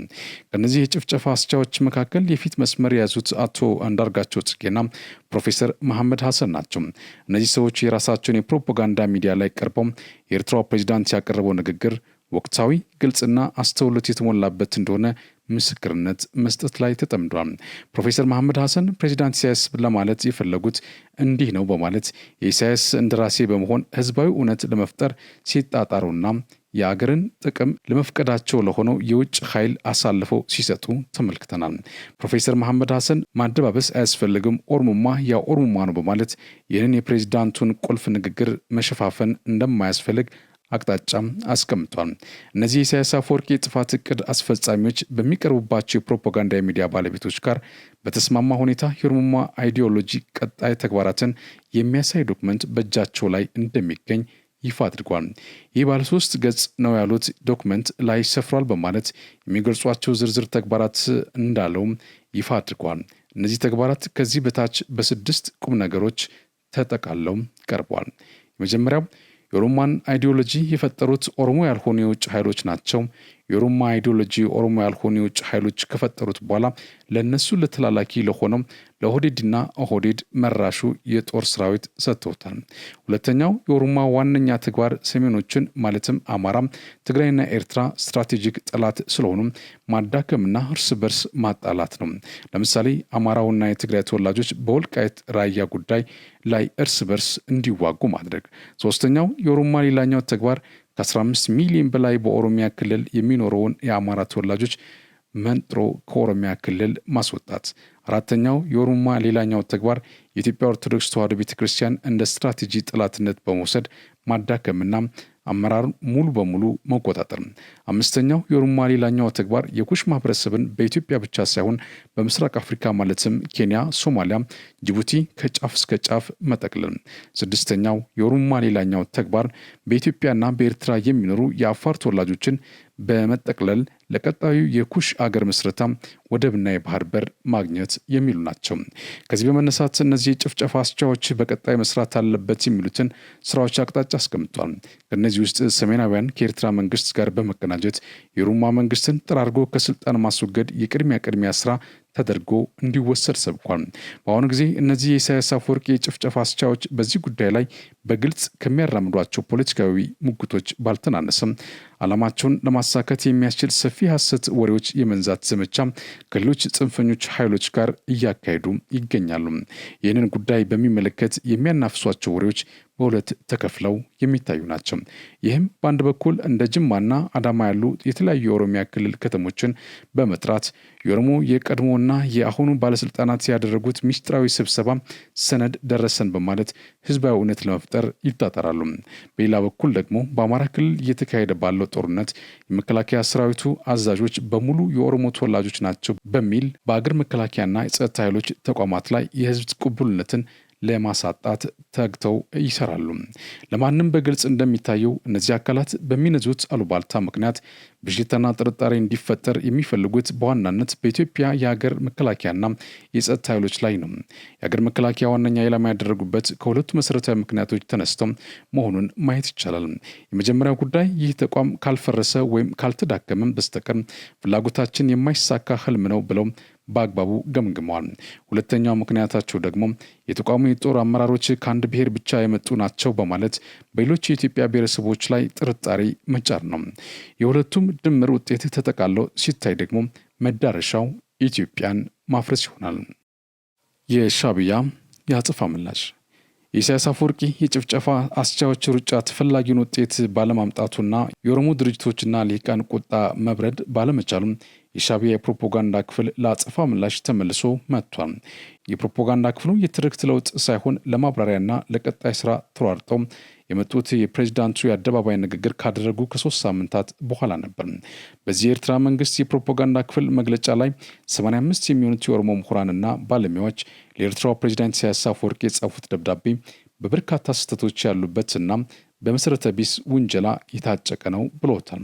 ፕሬዝዳንት ኢሳያስ አፈወርቂ የተናገሩት ስለ ፖለቲካል ኦሮሞማ ነው። ይህም አንዳንድ ወካይ ያልሆኑ አካላት ከባለፉት 2 ዓመታት ወዲህ የሚያራምዱትን አስተሳሰብ ብቻ ነው በማለት ለማስተባበል ሞክሯል። የሻዕቢያ ፕሮፓጋንዳ ክፍል የአጸፋ ምላሽ በሰጠ ተመሳሳይ ቀን አንዳንድ የኦሮሞ ልሂቃን የኤርትራ መንግስት የፕሮፓጋንዳ ክፍሉን የሚደግፍ አስተያየት ሰጥቷል። ከነዚህ ምሁራን መካከል የቅድሚያውን የሚይዙት የታሪክ ምሁሩ ፕሮፌሰር ሕዝቅኤል ጋቢሳ ናቸው።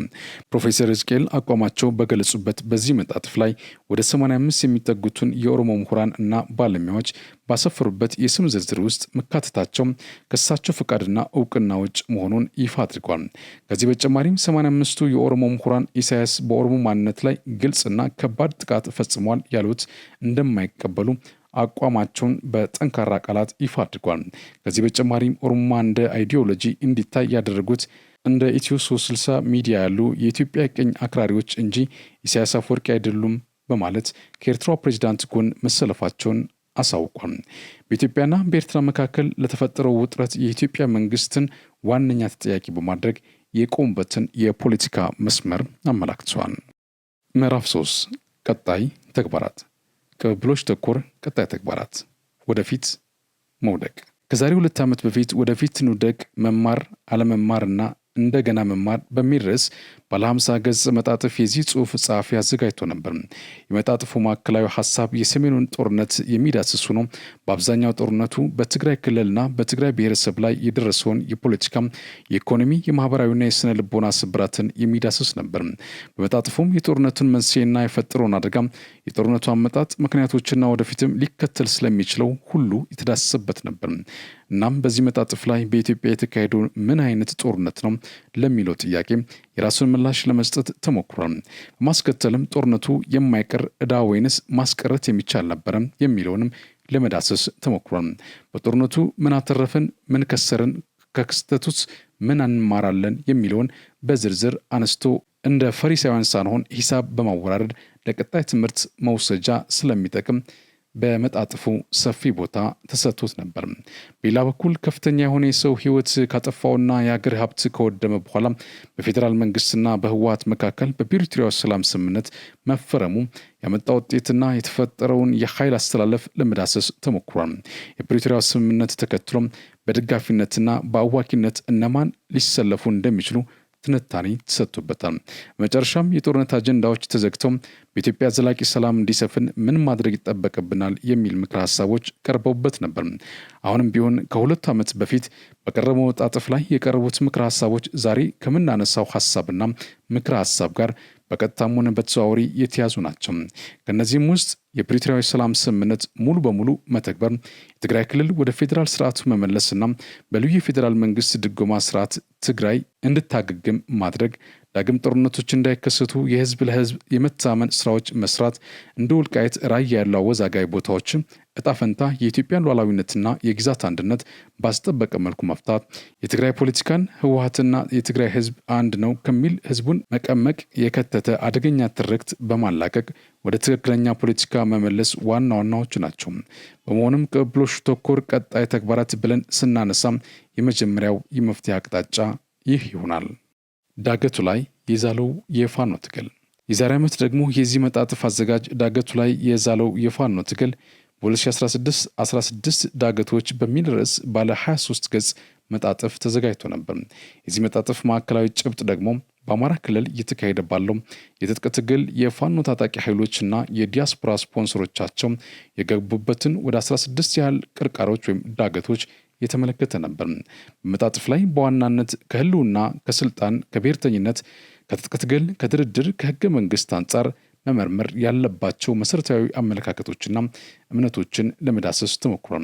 ዳገቱ ላይ የዛለው የፋኖ የትጥቅ ትግል ዳገቱን ተሻግሮ ጫካ ያወጣንበትን የሚሉትን የማህበረሰባቸውን ጥያቄ መመለስ የሚችሉት በየትኛው መንገድ ቢሄዱ ነው የሚል ምክረ ሀሳቦችም ቀርበውበታል።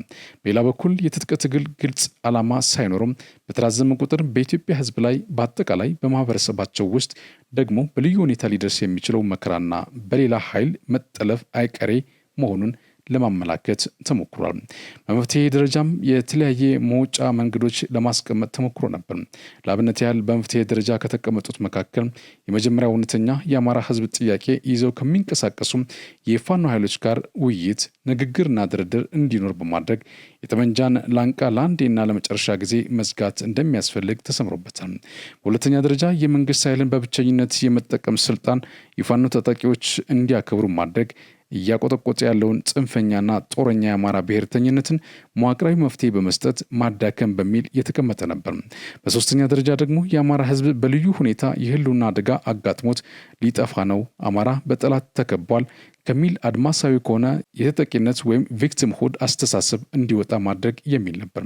በአራተኛ ደረጃ የአማራ ህዝብ የሚያነሳቸውን የትርክት የህገ መንግስት ከአማራ ክልል ውጭ የሚኖር የአማራ ተወላጆች ፖለቲካዊ፣ ኢኮኖሚያዊና ማህበራዊ ጥያቄዎች መፍታት የሚሉ ነበር። እናም ወደ ዛሬው መጣጥፍ ስንመለስ ከላይ የተቀመጡትን የመፍትሄ አቅጣጫዎች አዳጊ ሁኔታዎችን እያካተቱና እየፈቱ መሄድ ለቀጣይ ተግባር መደላድል ተደርገው የሚወሰዱ ናቸው። ቅብብሎሽ ተኮር ቀጣይ ተግባራትን ብለን ስናነሳ ሁለተኛው የመፍትሄ አቅጣጫ ይህ ይሆናል። የኢሳያስ አፈወርቂ በኦሮሚያ የጦርነት እቅድ። የኢሳያስ አፈወርቂ የጦርነት እቅድ በሚል ርዕስ የተከተበው ይህ መጣጥፍ ደግሞ ዋነኛ ትኩረት ለኦሮሞ ድርጅቶችና ልሂቃን የተጻፈ ነው። እነዚህ የኦሮሞ ማህበረሰብ አደረጃጀቶችና ልሂቃን በአንድ በኩል መጣው እያለም የሚያንዣበው አደጋም በእነሱና እንወክለዋለን በሚሉት ማህበረሰብ ላይ የመጣ አደጋ መሆኑን ማስገንዘብ አስፈላጊ ሆኖ በመገኘቱ የተዘጋጀ ነው። በሌላ በኩል ይህ ወቅት ከምን ጊዜውም የበለጠ የኦሮሞ ኃይሎች በመጣባቸው አደጋ ዙሪያ መሰባሰብ ያለባቸው ወቅት መሆኑን የተገንዝበው በተደራጀ መንገድ የተግባር እንቅስቃሴ እንዲያደርጉ በመነሻነት የቀረበ ነው። ስለዚህም የኦሮሞ ድርጅቶችና ልሂቃን የሀሳብ ጥራት የጎደላቸው ትርክቶችን፣ ፍረጃዎችንና ፍላጎታቸውን በመለየት አምኖ መቀበልና አቋም መውሰድ፣ የኤርትራና የኢሳያስ አፈወርቂ ቀጣይ ጉዞና ዕጣ ፈንታ በአግባቡ መገንዘብ፣ በቅድሚያ ራስን መመልከትና ማረም የቀጣይ ተግባራት ሊሆን እንደሚገባም ከዚህ ቀጥሎ በዝርዝር ቀርቧል። ከመፍትሄው አንጻር የመጀመሪያው ውሳኔ የሚያስፈልገው ጉዳይ የኦሮሞማ አይዲዮሎጂ የሚያራምዱ የኦሮሞ ኃይሎችና ልሂቃን መኖራቸውን አምኖ መቀበል ያስፈልጋል። የኦሮሞ ድርጅቶች፣ ብሔርተኞች፣ ልሂቃንና ኦሮሞ ተኮር ሚዲያዎች ጣታቸውን በሌላ ላይ ከመቀሰራቸው በፊት የኦሮሞማን እንደ ፖለቲካል አይዲዮሎጂ የሚያራምዱ ፖለቲካ ኃይሎችና የኦሮሞ ምሁራን በራሳቸው ውስጥ እንዳሉ አምነው መቀበል አለባቸው። ለምሳሌ ያህል ከነዚህ ውስጥ አንዱ ፕሮፌሰር አሰፋ ጃልታ በመጽሐፋቸው ላይ የከተቡትን የኦሮሞማ ትርጉም እንደማይቀበሉት ብቻ ሳይሆን ለምን እንደማይቀበሉት በዝርዝር ከመጽሐፉ እያጣቀሱ አቋማቸውን ማሳወቅ ይጠበቅባቸዋል። ለማንም ግልጽ ሆኖ እንደሚታወቀው ኦሮሞ የሚለውን ጽንሰ ሐሳባዊና ገቢራዊ ምንነት ፋናወጊ በመሆን ያደራጁት ፕሮፌሰር አሰፋ ጃለታ ናቸው። ፕሮፌሰር አሰፋ ጃለታም The Concept of Oroma and Identity Formation in Contemporary Oromo Society በተሰኘው መድብላቸው ላይ አስፍረው እንደተመለከትነው ኦሮሞ የኦሮሞን ማህበረሰብ ኢትዮጵያዊነት ባለመቀበልና በኢትዮጵያ በቀኝ አገዛዝ ቀንበር ስር ወድቆ ስቅይት ይደርስበት እንደነበር አድርጎ ይተነትናል። ለኦሮሞ ህዝብ የነጻና የብሔራዊ ሀገር ምስረታ አስፈላጊ በሆኑት ስነ ልቦናዊ ተወራጅነት እና የቀኝ አገዛዝ ጭቆና ላይ የኦሮሞ ህዝብ እንደ ግልም ሆነ እንደ ቡድን የብሔራዊ ነጻነት ንቅናቄ ማድረግ የሚያስችሉትን የባህልና የፖለቲካ እርምጃዎችን እንዲወስድ የሚያመቻች እንደሆነ መረዳት ይቻላል። እኚህ የዘመኑ የኦሮሞማ ፋና ወጊ አደራጅ ፕሮፌሰር ኦሮሞማ ኦሮሞ ካልቸር አይደንቲቲ ኤንድ ናሽናሊዝም በተሰኙ መጽሐፋቸው ላይ ደግሞ የኦሮሞ ዓላማ በአንድ በኩል ኦሮሞን በቅኝ አገዛዝ ሂደት ምክንያት እንዲያጣው ወደ ተደረገበትና ወደ ቀደመ ዝክረ ባህሉ መመለስ፣ የኢትዮጵያ የቅኝ አገዛዝ የጭቆና ተግባሮትን መቃኘት፣ ለጋራ ቅሬታዎቻቸው ጩኸት መስጠት፣ የተለያዩ ባህላዊ ሀብቶቻቸውን ማንቀሳቀስ፣ የኦሮሞን ግለሰባዊ እና ብዙዮሽ የእርስ በርስ ግንኙነቶችን ማስተሳሰር፣ የኦሮሞን ሕዝብ ለነጻ ሀገር ምስረታ ንቅናቄ በጋራ እርምጃ መውሰድ የሚያስችለውን ፖለቲካዊ ስትራቴጂና ታክቲክ በኦሮሞ ፖለቲካ ህይወት ውስጥ እንዲያድግ መርዳት ነው። መጨረሻም ራሷን የቻለች የኦሮሚያን ሀገር መንግስት መመስረት ነው ይላል።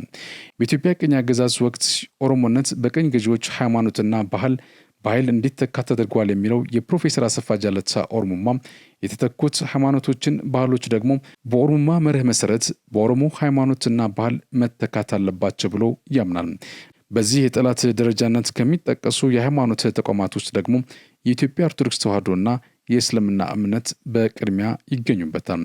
ከዚህ በተጨማሪ የሚያሰባሳቢ ምንነት በአንድ ሀገር ልጅነት ዳጎስ ያለ መጽሐፍ ጸሐፊ የሆኑት ዲፕሎማቱና የአደባባይ ምሁሩ ዩሱፍ ያሲን በገጽ 278 ኦሮሞማ አይዲዮሎጂ ማስረጽ በሚል ንዑስ ርዕስ ላይ እንደ አንድ የኦሮሞማ አይዲዮሎጂ ፋናዋጊ አደራጅ ፕሮፌሰር አሰፋ ጃለታ አይነቶች ኢትዮጵያውያን ወይም ሀሳቦች መሬትን ከተቆጣጠሩ በኋላ የኦሮሚያን ሀብት በመዝረፍ ህዝብን በመፍጀት በባሪያ ፍንገላ በእጅ ቆረጣ ህዝቡን ለቸነፈር በመዳረግ ጄኖሳይድ ፈጽመዋል ይላሉ። ለፕሮፌሰር አሰፋ ጃለታ ኦሮሞማ ባጭሩ ሀበሻዊ የአገዛዝ ስርዓት የነጠቁት ማህበራዊ፣ ባህላዊና ፖለቲካዊና ኢኮኖሚያዊ ስልጣን እንደገና መመለስ ነው ይላሉ። በአፍሪካ ጥናት ጆርናል በተባለው መጽሔት ላይ በጻፉት አርቲክል በማለት ይገልጻል። በዚህ አጋጣሚ የዚህ መጣጥፍ ጸሐፊ በአንድ ወቅት ከታዋቂ የኦሮሞ ብሔርተኛ ሊቅ ጋር ያደረገውን የስልክ ልውውጥ በማስረጃነት ማቅረብ ሁኔታውን የበለጠ ግልጽ ያደርገዋል። እኚህ አደባባይ የኦሮሞ ብሔርተኛ ምሁር የፕሮፌሰር ማዕረግ ያላቸው ሲሆኑ በአገር አሜሪካ የሚኖሩና በሚዲያ የተቃውሞ ጎራ ከፊት መስመር የሚሰለፉ ናቸው። የዚህ መጣጥፍ ጸሐፊ ከእኚህ ፕሮፌሰር ጋር በነበረው ቆይታ የሚከተለውን ነግረውታል። ኦሮሞማን በተመለከተ ስለ ፕሮፌሰር አሰፋ ጃለታ ያቀረብከው መረጃም ሆነ ማስረጃ አንዳችም ስህተት የለውም። አሰፋ ጃለታ ኦሮሞማን የገለጸበት መንገድ ጤናማ አይደለም። በብዙ የኦሮሞ ልሂቃን ዘንድ ያለውም አረዳድ የአሰፋ ጃለታ የኦሮሞማ ትርክት አደገኛና የተሳሳተ መሆኑ ይታመንበታል። እኔን ጨምሮ የኦሮሞ ልሂቃን ወደ ሚዲያ ወጥተን አሰፋ ጃለታን መቃወም ግን አንችልም። ምክንያቱ ደግሞ ከባድ የስም ማጥፋት ዘመቻ ይከፈትብናል። ኦሮሞን እንደከፋፈልንና አሰፋ ጃለታን ለኦሮሞ ተቀናቃኞች አሳልፈን እንደሰጠን ይቆጠርብናል። እናም አይደለም በአንተ ሚዲያ በሌላ ሚዲያ ሄጄ ስለ አሰፋ ጃለታ ስሁት ትርክት ለመናገር ፍቃደኛ አይደለውም ብሏል።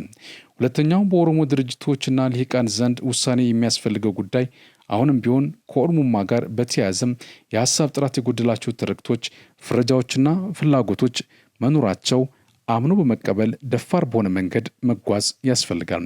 በዚህ መጣጥፍ ላይ በተደጋጋሚ እንደተገለጸው ሁሉም ነገር ሳይሸፋፈንና የፍራቻ ዛጎል ውስጥ ሳይገባም ግልጥልጥ በማድረግ መራሮች ሀቆች በሁሉም ወገኖች በኩል ወደ አደባባይ ወጥተው ንግግር ማካሄድ አለበት። የሁሉ ደፋር በሆነ መንገድ በግልጽ ካልቀረበም አሁንም ተሸፋፍኖ ከታለፈ ነገ ከነገ ወዲያ ተመልሶ ብቅ ማለቱም አይቀርም። ነገ ሌላ ስሁት ትርክት ላይ የተመሰረተ እሳቤና እሱን ተከትሎ ሌላ ጭቅጭቅ መከሰቱ አይቀርም። ለምሳሌ ግልጽ ውይይት ከሚያስፈልጋቸው ቁም ነገሮች አንዱ በባህላዊም ሆነ ፖለቲካል በሆነ መልኩም የሚገለጥ ኦሮሞማና የኦሮሞ ብሔርተኝነት መካከል ያለው አንድነትና ልዩነት ምን እንደሆነ በግልጽ መታወቅ ይኖርበታል።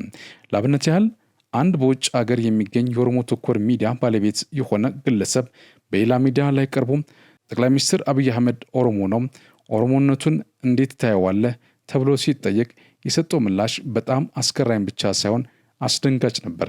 ይህ በርካታ የኦሮሞ ብሔርተኛ ልሂቃንና ምሁራን የሚስተናገዱበትን የሚዲያ ባለቤት ጠቅላይ ሚኒስትር አብይ አህመድ ባህላዊ ኦሮሞ ነው እንጂ ፖለቲካል ኦሮሞ አይደለም በማለት ምላሽ ሰጥቷል። ይህ አባባል ምን ማለት ነው?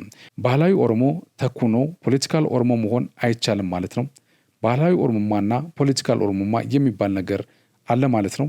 አንድ ሰው ከመሬት ተነስቶ አንተ ባህላዊ ኦሮሞ ነህ፣ ፖለቲካ ኦሮሞ አይደለህም የማለት ስልጣን ማን ሰጠው?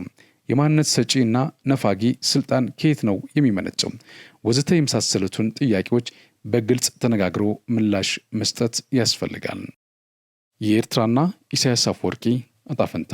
ሻዕቢያ ቅንቅን እንደበላው ግንድ ውስጥ መቦርቦርና መበስበስ ከጀመረ ውሎ ማደሩ የአደባባይ ሚስጥር ሆኗል። ይህም ሆኖ በኢትዮጵያ ማህበረሰብ ውስጥ እርስ በርስ ለማናከስ የሚወዝን አይደለም። በተደጋጋሚ እንደተገለጸው ሻዕቢያ በአሁኑ ሰዓት የኢትዮጵያን ሕዝብ በአጠቃላይና በተለይ የኦሮሞ ሕዝብ ከሌላው ሕዝብ ጋር በጦርነት እንዲጠመድ ማድረግ ይፈልጋል።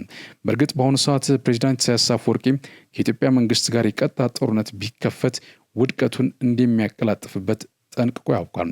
ለዚህም ዋነኛው ምክንያት የኢትዮጵያ መንግስት የሀገር መከላከያ አቅሙን ለመገንባት የተከተለው ስትራቴጂ ከምንጊዜውም በላይ በመጠንም በጥራትም የተሻለ ቁመና እንዲላበስ አድርጓል።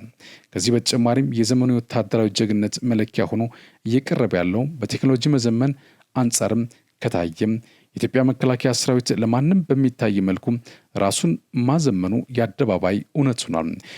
ከሀገሪቷ ኢኮኖሚም አንጻር ከተመለከት ነው ልዩ ትኩረት ተሰጥቶት የተሻለ በጀት መመደብ መቻሉም የኢትዮጵያ ሀገር መከላከያ አቅምን በዚያው መጠን አጠናክሮታል። በአንጻሩ የዘመኑ ሰዓት አሽከርካሪነት የቆመበትና የኢኮኖሚ ሙትነትን ያጋጠመው የኢሳያስ መንግስት እዛው ሳለ የመከላከያ አቅሙም በዚያው መጠን እየሟሸሸ ሄዷል። ለአብነት ያህል የኢትዮጵያ መንግስት ከ120 ሚሊዮን ህዝብ ውስጥ እጅግ አነስተኛውን ክፍል በመደበኛ ወታደርነት በመመልመል እየጠነከረ የሚሄድ የመከላከያ አቅም መገንባት ችሏል። ለነገ ከነገ ወዲያም ድልብ አቅም አለው። በአንጻሩ ከ3 ሚሊዮን ህዝብ በታች ያለው ያውም ደግሞ ወጣት አልቦ አገር የታቀፈው የኢሳያስ መንግስት የመከላከያ አቅሙ እየተዳከመ ሄዷል። ለነገ ተስፋ የሚሆን ድልብ አቅምም የለውም። በዚህ ምክንያት በዚህ ወቅት ለኢሳያስ አፈወርቂ ዋነኛ አማራጭ አድርጎ እየወሰደ ያለው ስትራቴጂ የኢትዮጵያ ታጣቂ ኃይሎች ምልምሎም አሰልጥኖም አደራጅቶና አስታጥቆም ማሰማራት ነው።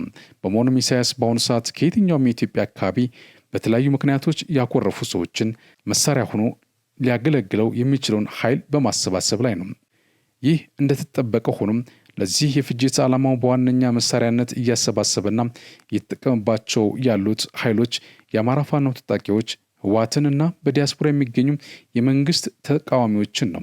በዚህ ምክንያት ሻዕቢያ እነዚህን ኃይሎች ወቅታዊ ቁመና እየገመገመ እያፈራረቀና እያቀናጀ ይጠቀምባቸዋል። ሻዕቢያ የአማራ ፋኖ ታጣቂ ኃይሎች በውስጣቸው ባለው ተቃርኖ ምክንያት በጠላትነት ተፈራርጀው እርስ በርስ ቢገዳደሉም ለሻዕቢያ አገልጋይና ጁኒየር ፓርትነር ለመሆን ግን አንዳችም ልዩነት እንደሌላቸው ጠንቅቀው ያውቃል። በእስክንድር ነጋ የሚመራው የአማራ ፋኖ ህዝባዊ ድርጅት ወይም አፍሑድ ወደ ኤርትራ የላከው ልዑካን ቡድን በኢትዮጵያ መንግስት እጅ መውደቁ በአደባባይ የተገለጠ ሆኗል። በሌላ በኩል በተለምዶ የዘመነ ካሴ ቡድን የሚባለው የፋኖ ኃይልም አስቀድሞ ለሻዕቢያ ጉዳይ አስፈጻሚነት መፈረሙ አደባባይ ሚስጥር ሆኗል። በሌላ በኩል በአቶ አንዳርጋቸው ጽጌ የተቋቋመውና 7 አባላት ያሉት የፋኖ አንድነት አሳላጭ ኮሚቴ በሻዕቢያ ትእዛዝ ሁለቱን የፋኖ ኃይሎች ለማስታረቅ ከፍተኛ ርብርብ እያደረጉ ያሉትም በዚሁ ምክንያት ነው።